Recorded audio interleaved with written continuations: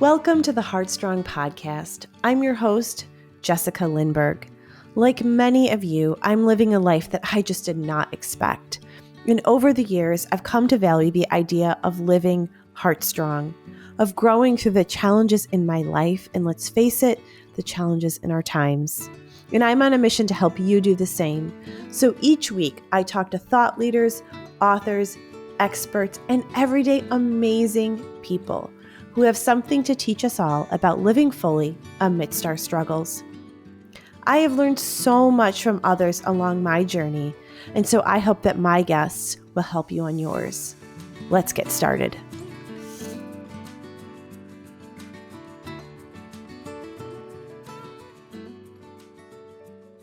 So welcome to the final episode of Season 3 of the Heartstrong podcast. And today I've asked my husband, Erik, to join me here on the podcast. And we are going to talk about 5 things that we have learned or realized in the last 10 years since our son Ethan died. So for those of you who don't know, our son Ethan was born with a rare congenital heart defect, and he died when he was 7, needing a heart transplant that he was not eligible for. And so we spent 7 years in and out of the hospital with him, raising our other kids. And really, we got 7 years with an awesome kid. And we've lived 10 years without him, and it's been really hard. And we've also found many gifts along the way. And so today, we wanted to share some of those with you. You know, one of the impetuses for doing this is about a week and a few days ago, there was a shooting in Uvalde, Texas, and 19 children died. And I think one of the things that hit me the hardest is just thinking about the families and knowing personally how hard it is to work through the grief of missing your child. And so we thought maybe these 5 lessons would be our little gift to the world of what we have learned and that maybe it would help others. So Erik, welcome to the podcast. Thanks for having me. I'm glad that you're here. This will be good. I think that we have a lot of things to share. What do you think? I think so. I think so too. So let's get started. We'll dive into the first one. So the first lesson is the only way is through. So Erik, why don't you tell everyone what that means to you? Yeah, I'll try to make the concepts easy. And I think that the concept would be for me is that when you have a terrible loss, like we lost our son, that it's just overwhelming. And I would recommend, the only way is through. You have to work through it. So, for example, Jessica and I met with Tom Zuba, who's a life grief coach, and we worked with him for 18 months. And you have to question everything, at least we did, and we had to work through it. I think I would venture to guess that people in life don't work through the grief, and it kind of haunts them for the rest of their life. And we like to say that Tom expedited our grief. Now, am I still sad? Yes, of course. But I think we worked through it for 18 months, and it was really a gift that Tom gave us. He's he's a very open person and very well read, and had considered a lot of the questions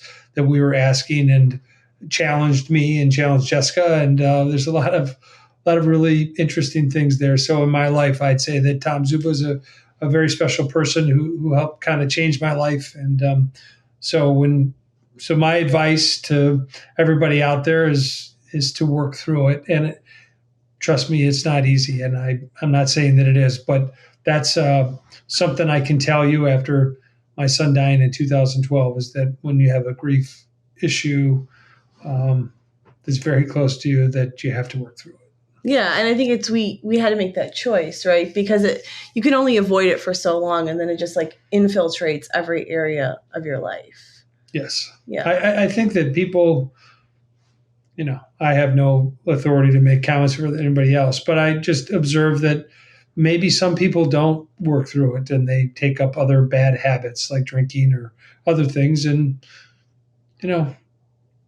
I think it's important to work through it with someone who you trust and that the gifts are there waiting for you. Mm-hmm. And after, what does it be, 10 years ago, I'm a different person from that.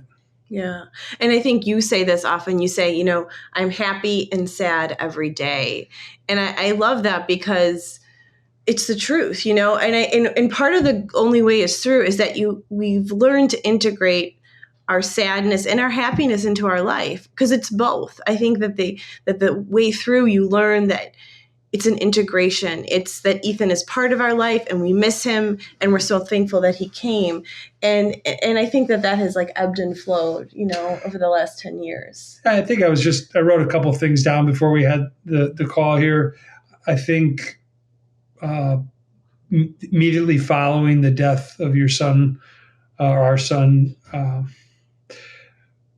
people, and I don't blame them, there's really no good words, and people use some non-good words. And then after a month or two, when maybe you look semi-rested and, present yourself as taking a shower, I had some people say, "Oh, you're okay now." Yeah, I'm perfect. I'm perfectly great now. Right. And you're not. I'm not. And what I like to say, and it was more at the immediate beginning stage, I would tell Jessica, I'm happy and sad all in the same day. And that's still true for me. I guess it's a little bit less poignant as it was acute at the time, but I'm more happy now. We Jessica talked about this too. I'm more happy now that he came. It's a little bit different 10 years later. So the only way is through is our first advice. So if you're facing the death of someone you love, or you're missing the physical presence of your child, we encourage you to go through it and to find people to help you and to ask the hard questions and to read the books and to really, we want to give you a vision that you can work through this. I think that's our hope for people. So number 2 of our 5 lessons is invest in your relationship. And Erik, that was yours. You came up with that one. So tell us about why that's important to you. No, I don't think I can speak for all the fine gentlemen out there in the world, but I think for me, surprisingly, it became acutely obvious or apparent to me that to save my relationship with my wife, I had to work on it. And I really tried to listen a lot more than I did. And I really worked on it hard. And I worked on it with Tom. And with Tom Zuber, like we had a session by myself, and then one with Jessica, had one with him, and then we came together. So we did have some kind of rough stuff in there, and that was good.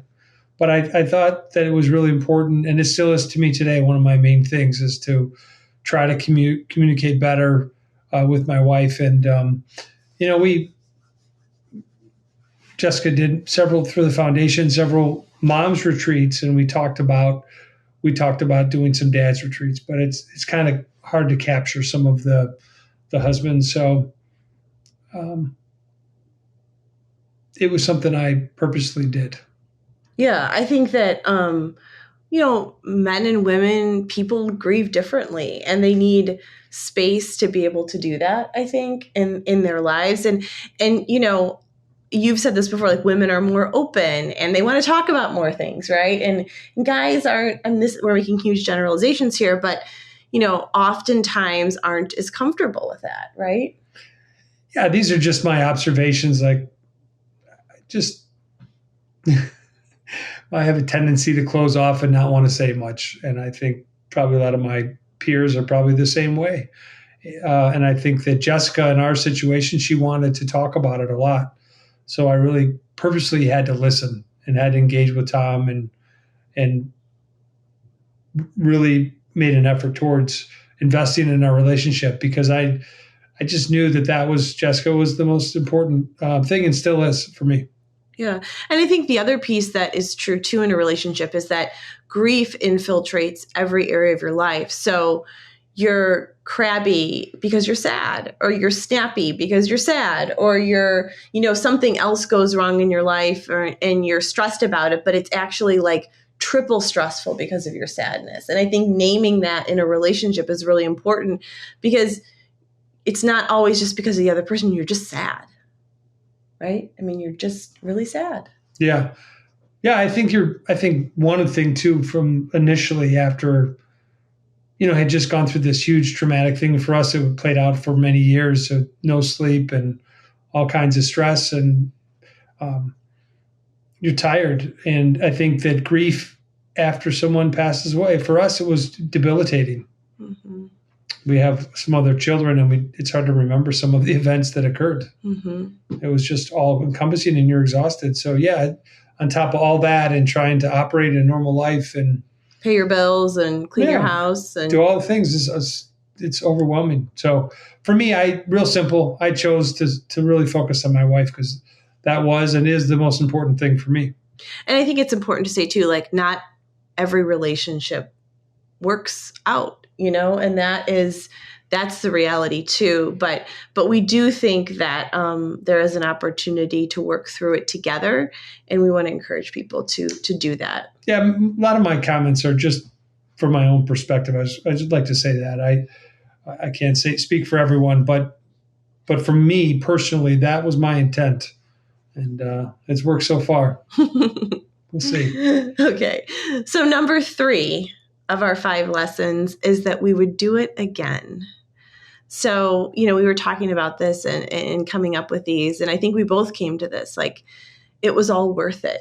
It was really hard. So Ethan lived for 7 years. He spent cumulatively 2 of those years in a hospital 1,000 miles from our house. Like, it impacted our other children and our finances and our work and our careers. And I mean, the list is endless. And he changed everything in the best way.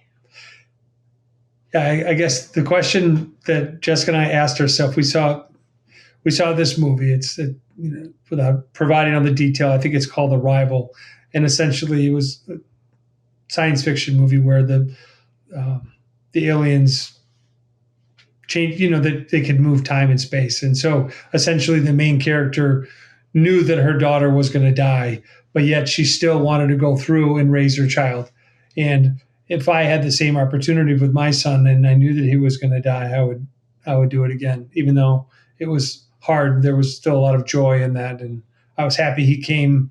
We talk a lot about that Ethan came for his segment, and we're happy that he came and made such an impact. And that's just how I view, or I guess Jessica and I view it. Mm-hmm. And it doesn't mean that there aren't ripple effects, right, of him being sick and being in the hospital so much and all the things that I think it's really important to say that. I mean, it's easy to say, maybe you would say, oh, it's easy for you to say that now. I'm in the middle of hell with my person. And we've been there. I mean, we have been in the middle of it. I think what we're saying is that now looking back, we are thankful for the struggle. We're thankful for the hard times. We have seen so many gifts that he has brought to our life, as imperfect as it is, that make us who we are today. And so we wouldn't trade it. Oh, it was tough. Not this is too relevant, but Ethan and I had a little bit of a contract where, whatever happened, that I would go with him. I'd go with him on the airplane or in the ambulance, or stay in the hospital, or go into the ER and explain to some doctor who would freak out that he has hypoplastic left heart, and shoo us off to some focus center. So yeah, that's all hard stuff. And when particularly in my life, when something gets hard, which it normally does, I think back of how brave my son was and all the things that he endured and we endured. And I think to myself that, if he can do that, then I can do this. So, yeah, I think that's true. I think he teaches us that we could do it again. So number 4, that's the next one we have of our 5 lessons, is that the relationship continues. And this is actually one of my favorite ones, that when we were investigating the going through, we had to ask ourselves, like, where is Ethan? And what do we believe about where he is? We all grow up with beliefs about life after death or faith or God. And then when something like this happens to you, I mean, you're going to ask yourself a lot of questions. And that's really important part of the journey. But for us, it's like we found Ethan. I remember Tom saying this, just like, you'll find Ethan smack dab in the middle of all of it. And we really have. And so we feel like Ethan is with us. And so we thought we'd share a couple stories that personify, that the relationship continues. So do you want to share the one about Bob Marley in the hospital? Yeah. Yeah. So this is maybe give you a little background. So Ethan was in the hospital over his life a lot, and in the last year of his life, he spent 13 months inside 2 different hospitals. In any event, we had a lot of fun while he was in the hospital in the ICU. Not many normal kids will blare Bob Marley throughout the cardiac ICU through all hours of the day and the night. So he loved Bob Marley, and he was just an amazing artist and person. And so essentially, on Ethan's last surgery, where they tried to, well, whatever, the day that Ethan died, it's an awful experience. You know, you have your child who's gone, who's laying on the table, and then things change and they draw the curtains and all the bad things. And eventually, after you say your goodbyes, they put him in a casket, or they put him in the morgue. They take him down to the morgue. And so you never knew the morgue was in the basement of the hospital. Never wanted to know where it was. And so we walked down. It was the day after he died. Was it? Yeah, we wanted to go see him. And the social worker was it the day? It wasn't the day. It was the day after. It was the morning. And she was like, "You don't want to do that. You know, it would be traumatic." And we were like, "Listen, we've been through a lot with this kid. We want to see his body." Yeah. And so we went down and saw him. Yeah. People choosing for what's good for us. You have to choose what's good for yourself, I guess. But anyway, the best part about the story is we were in the bottom of the basement, and nobody was around, and we were walking down a long hallway after we had seen him. And this person came down the hallway who looked identical to Bob Marley, with outfit and everything. Dreads past his shoulders. I mean, he was literally, Erik and I are walking one way and he's walking towards us. And I whispered to Jessica, I said, "I think that's Bob Marley." And so I think, believe anything you want, but for Jessica and I, that was Ethan, so to speak. It was like a sign. Sign walking towards us, Bob or Ethan or somebody, I don't know.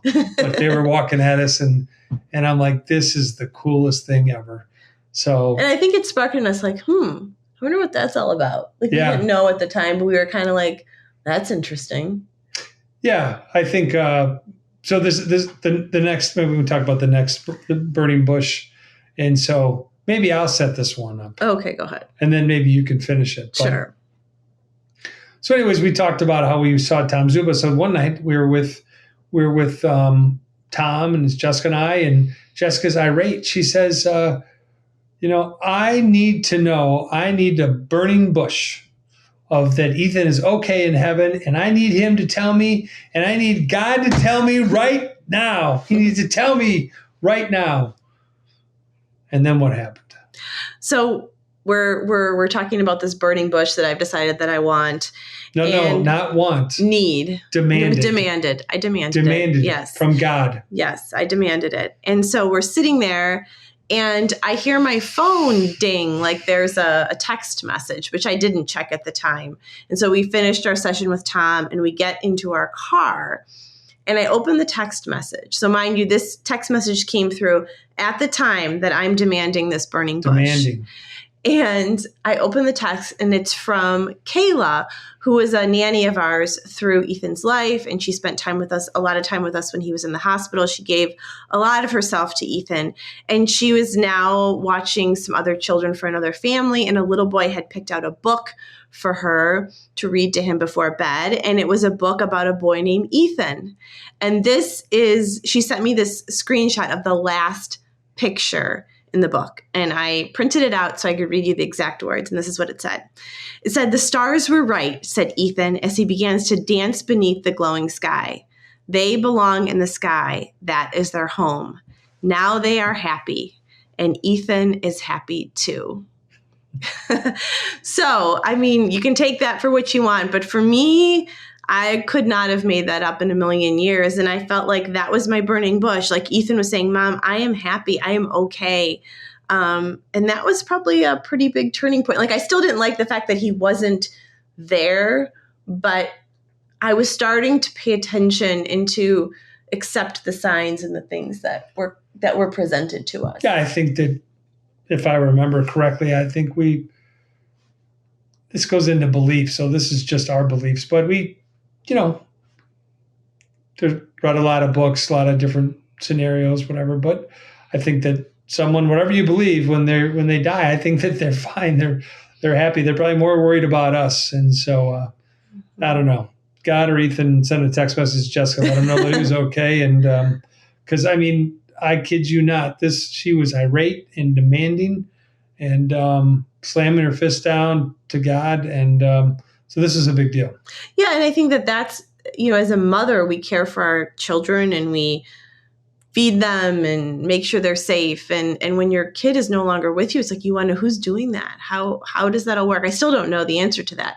But I do think that I know that Ethan is happy. And I also want to say that Ethan wants us to be happy. He doesn't want his family or his parents, who he loves so much, to be here just miserable in life. And so I think that is also an important message that I want to share with people today, is that if you are missing someone you love, I believe, and again, these are my beliefs, that they want you to be happy, that they don't want you to live a miserable life, that they want you to find joy. And so I think that even though we are happy and sad, like we said, we really make an effort to try to choose joy in our life when we can. And we make a conscious effort to do that because Ethan did. Yeah, Tom, I remember this is after I had worked with Tom and I saw him and I had some stuff going on and I was miserable. And Tom's like, well, how are you? I said, I'm miserable. I really am. I'm just miserable. And Tom said to me, God didn't want you to be, Ethan doesn't want you to be miserable. God doesn't want you to be miserable. Like, you're here for this life experience. And so, that stuck with me. And I think lately we've been talking about, trying to choose a more joyful life. Mm-hmm. Because it's such for all of us, just, at least for our family, it's a lot of hard Sometimes work. it's a lot of hard work, and it's not always fun. But you can decide to be upset all the time or angry, and trying to be joyful is a choice, I think. And trying to work at it is not easy, but something we're working at. We're a work in process. That's right. At least I am. Yes, we are. And yeah, it is hard to choose joy. I think that, but it's possible, and I think that we're conscious about it. Right. And I think and I don't think joy and happiness are the same thing. You don't always feel that, but you can still choose it. Yeah. So for us, the relationship still continues. It's still with us. We still have birthdays and think about them, think about talk about them, have hard days, try to introduce Ethan to his brothers that didn't know him or didn't remember. And we had a video the other day that we shared with our middle son who didn't really know him, and so to hear his voice was a cool, really cool thing. At the same time, it's hard to see him not growing up, and other kids who are 17 who we know, you're very happy for them, but it's painful too. But anyway, the relationship continues. Yeah. Okay, so our fifth lesson that we have for you today is that it's important to live a purposeful life. And this is probably maybe one of our most important ones of the five. They're all important, but this has probably played out the most in our life. And, I'm excited about this one. Yeah. So you go ahead. You share about living a purposeful life, why that's like so important to you. Well, let me before I do that, I just want to say that there was, if I can start this way, about the gifts, about some of the gifts of Ethan. Sure. The gifts for me is that my life would have been it would have been materially different. And I have met with Jessica and with Ethan the most amazing heart families, the most amazing doctors from all over the world, nurses, friends, and children. Yeah, and just other people being so many generous people, and my world is so much bigger because of him. And I just think that it's such a gift. And so, after Ethan passed, we wanted to really do something purposeful, the foundation, but we're going to talk about a bunch of those things. But it's just it is amazing the life that we have, that for the people that we met and the things that we have done and will do. So. Yeah. And I think that, Ethan lived for 7 years, and I think we're very conscious about the gift of time. We're conscious about the gift of a healthy body. We're conscious about how we use our time and our resources and who we spend our time with. And, Erik and I are very social. We love people. We love to get out and have fun.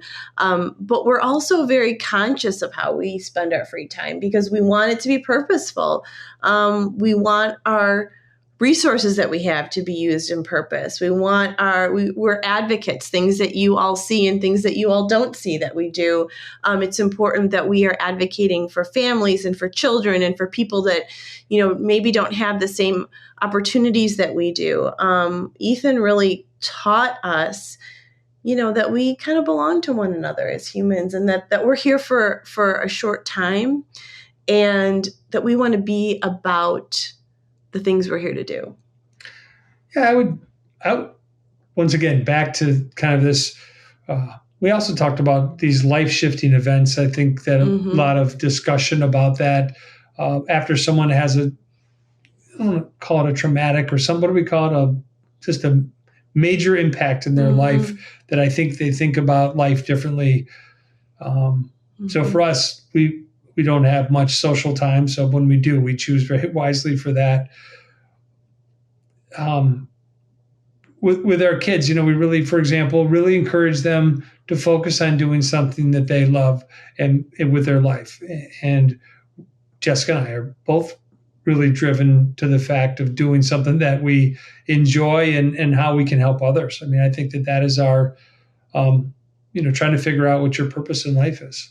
And I think that evolves and changes over time, right? We have experiences. And so I think it's about paying attention to your life and to your experience and challenging yourself to spend your time wisely, right? And to spend your resources wisely. And to, there's so many things that, especially as parents, with young kids and teenagers, and, we really want to model the importance of a purposeful life because there's so many distractions for them.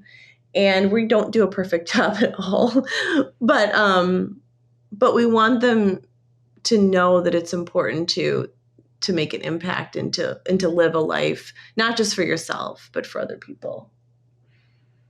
Yeah, I think the foundation it ebbs and flows with different areas of interest and helping people. So it's all about helping people. Like right now, we thought we could be helpful with these 5 lessons that we've learned. And I think that's the definition of wisdom, that, you read a book or, we go on the backs of our forefathers, so to speak, of everything they've built or learned, and we try to learn. So I guess these 5 things are maybe a gift to whoever's listening to the podcast. And I think that you might reconsider how you think about living your life. After you have this event, are you going to do something different? Mm-hmm. And are you going to numb it, or are you going to go through it? I'm not saying I'm not. I will tell you right now, I'm imperfect. I am flawed, but we do generally, or for me personally, I do try to have a purpose. And I, probably by default, I spend most of my time with my, immediate and extended family, which is where we spend our time, and now a lot of sporting events too. That's true. We do spend a lot of time with that. So and to watch a son. We have 2 sons. We have 3 sons, but 2 of our sons are able to compete in the sports, and to watch them is really a gift. Yeah, to watch our son Blake run and our son Chase play basketball is never lost on me. The gift of healthy bodies, brains, hearts. It's a gift. So today we shared with you 5 lessons that we've learned over the last 10 years since our son Ethan has passed. And we hope that they are a gift for you, that maybe you heard something in our words, maybe just 1 or 2 things that that you can take on your journey. So just to recap real quick, the 5 lessons are: the only way is through was number 1. Number 2, we encourage you to invest in your relationship with your spouse or your partner. Number 3, we would do it all over again. Number 4, the relationship continues. And number 5, live a purposeful life. So thank you for joining us here on the Heartstrong podcast. Thanks, Erik, for being part of this conversation. Thank you for asking me, Jessica. Yeah. Very, very honored. You're always supportive. And we hope that you enjoyed season 3 of the Heartstrong podcast. This has been a lot of fun. And we will be back late August, early September with our next season. Thank you for joining me here on the Heartstrong podcast. Please rate and review this podcast and share an episode that you love with a friend. And when you do, it helps us continue our mission of encouraging people to grow through the challenges in their lives. This podcast is brought to you by the Erik Lindberg Foundation and the Heartstrong Collective. To learn more about our work, please visit theheartstrong.com. We'll see you back here next week for another episode of the Heartstrong podcast.